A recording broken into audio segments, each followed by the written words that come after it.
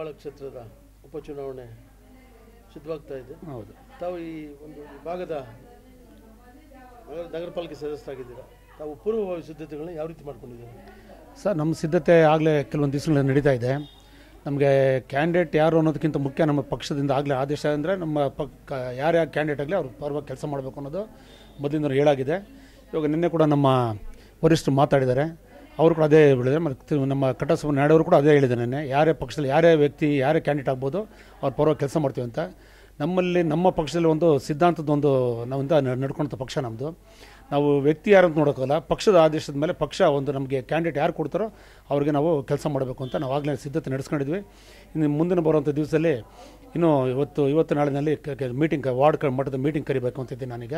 ಅದಾದಮೇಲೆ ಅಲ್ಲಿಂದ campaign start ಮಾಡೋಂಥ ಅವ್ರ ವರಿಷ್ಠಗಳು ಕೇಳ್ಕೊಂಡು ಅಲ್ಲಿಂದ ಸ್ಟಾರ್ಟ್ ಮಾಡೋಣ ಅಂದ್ಬಿಟ್ಟು ವ್ಯಕ್ತಿ ಕ್ಯಾಂಡಿಡೇಟು ಯಾರು ಅನ್ನೋದಕ್ಕಿಂತನೂ ಪಕ್ಷದ ಆದೇಶ ಏನಿದೆ ಅದು ನಡ್ಕೊಂಡು ಹೋಗ್ತೀವಿ ಸರ್. ನಮಗೆ ಪಕ್ಷ ತತ್ವ ಸಿದ್ಧಾಂತಗಳಿಗೆ ಕಟ್ಟಿಬದ್ಧರಾಗಿ ಖಂಡಿತವಾಗಿ ಪಕ್ಷ ಏನು ಹೇಳ್ತೋ ಅದು ಕಟ್ಟುಬದ್ಧವಾಗಿ ನಮ್ಮನ್ನೇ ನಮ್ಮ ಮಹಾನಗರ ಪಾಲಿಕೆ ಏನು ಎಲೆಕ್ಷನ್ ಮಾಡಿದ್ವಿ ಅದಕ್ಕಿಂತ ಹೆಚ್ಚಿನ ರೀತಿಯಲ್ಲಿ ನಾವು ಕೆಲಸ ಮಾಡೋಕ್ಕೆ ತಯಾರಿದ್ದೀವಿ. ಸರ್, ಈ ಕ್ಷೇತ್ರದ ಮೂಲಭೂತ ಸಮಸ್ಯೆಗಳು ಯಾವುದು ಸರ್? ಕ್ಷೇತ್ರದ ಮೂಲಭೂತ ಸಮಸ್ಯೆಗಳು ಏನಂತದ್ದು ಇಲ್ಲ ಸರ್. ನಮಗೆ ನೀರಂತೂ ತುಂಬ ಚೆನ್ನಾಗಿದೆ. ಇಡೀ ಕ್ಷೇತ್ರದಲ್ಲಿ ತುಂಬ ಚೆನ್ನಾಗಿದೆ. ಅದು ನಮ್ಮ ಕ್ಷೇತ್ರದಲ್ಲಿ ಸಾಕಷ್ಟು ವರ್ಷಗಳಿಂದ ನಮ್ಮಲ್ಲಿ 2008ರಿಂದ 2010 11ರವರೆಗೂ ಇಟ್ ವಾಸ್ ಗೋಲ್ಡನ್ ಪೀರಿಯಡ್. ನಾವು ಇತಿಹಾಸದಲ್ಲಿ ಯಾರು ನೋಡಿ ಎಷ್ಟೊಂದು ಡೆವಲಪ್ಮೆಂಟ್ ವರ್ಕ್ಸ್ ಯಾವುದು ಮಾಡಿರೋ ಇತಿಹಾಸದಲ್ಲಿ ನಡೆದಿರಲಿಲ್ಲ. ಯಾರೇ ಇರ್ಬೋದು, ಯಾವುದೇ ಪಕ್ಷ ಇರ್ಬೋದು, ಏನಿರ್ಬೋದು, ಅಂಥ ಒಂದು ಪೀರಿಯಡ್ ಗೋಲ್ಡನ್ ಪೀರಿಯಡ್ ನಾವು ಇತಿಹಾಸ. ನಾನು 78-79 ಓಟ್ ಹಾಕ್ದನು ಅವತ್ತು ಜೀವರಾಜ್ ಅವರಿಗೆ. ಅವತ್ತು ಇದುವರೆಗೆ ರಾಜಕೀಯ ನೋಡ್ಕೊಂಬಂದಿದ್ದೀನಿ. ಬಟ್ ಈ ಥರ 2010 to 2008ಇಂದ 2011-12ವರೆಗೂ ನಡೆದಂಥ ಇದರಲ್ಲಿ ಯಾವತ್ತು ಇತಿಹಾಸದಲ್ಲಿ ನಡೆದ ಅಷ್ಟು ಕೆಲಸಗಳು ನಡೆದಿದ್ದಾವೆ. ಕಾರಣದಿಂದ ಲಾಸ್ಟ್ ನಾವು ಕಳೆದ ಸಾರಿ 2013ರಲ್ಲೇ ನಾವು ಸೋತಿರ್ಬೋದು. ಬಟ್ ಅದು ಕಾರಣಗಳಿದ್ವು. ಬಟ್ ಈ ಸತಿ ನಾವು ತಿರ್ಗಾ ನಮ್ಮ ಗೆಲುವು ಈ ಸತಿ 2016ರಲ್ಲಿ ಹೆಬ್ಬಾಳ ಕ್ಷೇತ್ರ ಗೆಲುವು ಸಾಧಿಸಿ ನಾವು ಮುಂದೆ ಬರೋಂಥ 2018ರಲ್ಲಿ ತಿರ್ಗಾ ನಮ್ಮದೇ ಪಕ್ಷ ನಮಗೆ ವಾಪಸ್ ಬರುತ್ತೆ. ಅದರಲ್ಲಿ ಈಗ ಇಂಥ ಒಂದು ಗುರಿ ನಾವು ಇಟ್ಕೊಂಡು ಮುಂದೆ ಹೋಗ್ತಾ ಇದ್ದೀವಿ.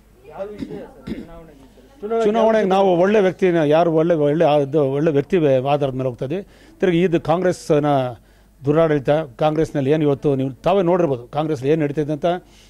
ಕಾಂಗ್ರೆಸ್ನವ್ರಿಗೆ ಅವರೇ ಜನನೂ ಫಿಡಪ್ ಆಗಿದ್ರು ಈ ಸರ್ಕಾರದ ಬಗ್ಗೆ. ನಾನು ಇದ್ರ ಮೇಲೆ ವರ್ಚಿಸ್ಕೊಂಡು ನಾವು ಕೆಲಸ ಮಾಡಬೇಕು ಅಂತ ಹೊರಟಿದ್ದೆ ಸರ್. ನಮ್ಮ ಮೂಲಭೂತ ಸೌಕರ್ಯಗಳು ಯಾವ ಕೊರತೆ ಇಲ್ಲ ಸರ್. ಇಲ್ಲಿ ಯಾವುದೇ ಕಾರಣ ಕೊರತೆ ಇಲ್ಲ. ನಮಗಿಲ್ಲಿ ಸಾಕಷ್ಟು ಡೆವಲಪ್ಮೆಂಟ್ ವರ್ಕ್ಗಳು ಆಗಿದ್ದಾವೆ. ಅದನ್ನ ಮುಂದೆ ಇಟ್ಕೊಂಡು ನಾವು ಹೆಬ್ಬಾಳ ಕ್ಷೇತ್ರದಲ್ಲಿ ನಾನು ಹೇಳೋದು ತುಂಬ ಹೆಮ್ಮೆಯಿಂದ ಹೇಳ್ಕೊಂತ ನನ್ನ ವಾರ್ಡ್ ಅಂತೂ ತುಂಬ ಚೆನ್ನಾಗಿದೆ. 95% ಸೆಗ್ರಿಗೇಷನ್ ಆಗ್ತಾಯಿದೆ. Vet waste and dry waste ಅದರಲ್ಲಿ ತುಂಬ ಚೆನ್ನಾಗಿದೆ ನನ್ನ ವಾರ್ಡಲ್ಲಿ. ನನ್ನ ಮೊಬೈಲಲ್ಲಿ ಬೇಕಾದ್ರೆ ಫೋಟೋಗ್ರಾಫ್ಸ್ 100-150 ಸುಮಾರು ಒಂದು 500-600 ಫೋಟೋಗ್ರಾಫ್ಸ್ ಇದ್ದಾವೆ.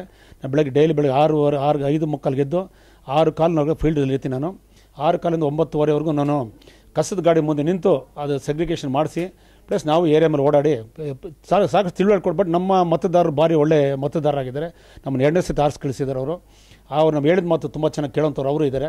ನಮಗೆ ಚೆನ್ನಾಗಿ ಸ್ಪಂದಿಸ್ತಾ ಇದ್ದಾರೆ ಯಾರು ನಮ್ಮ ವಾರ್ಡ್ ನಮ್ಮ ರೆಸಿಡೆನ್ಸ್ ಅವರು ತುಂಬ ಚೆನ್ನಾಗಿ. ಕಸದ ವಿಷಯಲ್ಲಂತೂ ನನ್ನ ಹೆಮ್ಮೆಯಿಂದ ಹೇಳ್ಕೊಂಡು ನನ್ನ ಕ್ಷೇತ್ರದಲ್ಲಿ ನನ್ನದು ಬೆಸ್ಟ್ ಅಂದರೆ ನನ್ನ ವಾರ್ಡ್ ಅಂತ. ನೀವು ಅಧಿಕಾರಿಗಳು ಕೂಡ ಕೇಳಿ ನೋಡ್ಬೋದು, ಯಾರನ್ನ ಬೇಕಾದ್ರೆ ಕೇಳಿ ನೋಡ್ಬೋದು ಹೆಂಗೆ ನಡೀತಾ ಇದೆ ಅಂತ. My ward is one the best wards in garbage. ಇತಿಹಾಸ ಇದೆ ನಮ್ಮಲ್ಲಿ. ಕಾರ್ಯಕರ್ತರಲ್ಲಿ BJP ಕಾರ್ಯಕರ್ತರಿಂದ ಅದು ಇದೇ ಬೇರೆ ಬಿಡಿ. ಅವರು ಬೇರೆ ಕಾರ್ಯಕರ್ತರ ಇಲ್ಲ. ಅವರು 100% ಕಮಿಟೆಡ್. ಇವಾಗ ನಾನೊಬ್ಬ ನಾನು ಲೀಡರ್ ಅಂತ ನಾನು ಕೆಲಸ ಮಾಡಿಲ್ಲ. ಇವ್ರು ನೆನ್ನೆ ಕೂಡ ನಮ್ಮ ಕಟ್ಟಸ್ವಾಮಿ ನಾಡವರು ಅವ್ರು ಕೂಡ ಹೇಳ್ತಾರೆ ನಾನು ಕಾರ್ಯಕರ್ತನ ಕೆಲಸ ಅವ್ರು ಕೂಡ ಅಷ್ಟೇ ಲೀಡರ್ ಅಂತ ಇರ್ಬೋದು. ಬಟ್ ಅವರು ಅಷ್ಟೇ ಅವ್ರು ಇರ್ಬೋದು, ಪ್ರತಿ ಯಾರು ಇರ್ಬೋದು, ಇಲ್ಲ ಒಳ್ಳೆಯ ರೀತಿಯಲ್ಲಿ ಕೆಲಸ ಮಾಡೋಂಥರು ಇದ್ದಾರೆ. ನಮ್ಮಲ್ಲಿ ಕಮಿಟೆಡ್ ಕಾರ್ಯಕರ್ತರಿದ್ದಾರೆ. ಪಕ್ಷದ ಕಮಿಟೆಡ್ ಕಾರ್ಯಕರ್ತರಿದ್ದಾರೆ. ಅದರಿಂದ ನಮಗೇನು ತೊಂದರೆ ಆಗಲ್ಲ.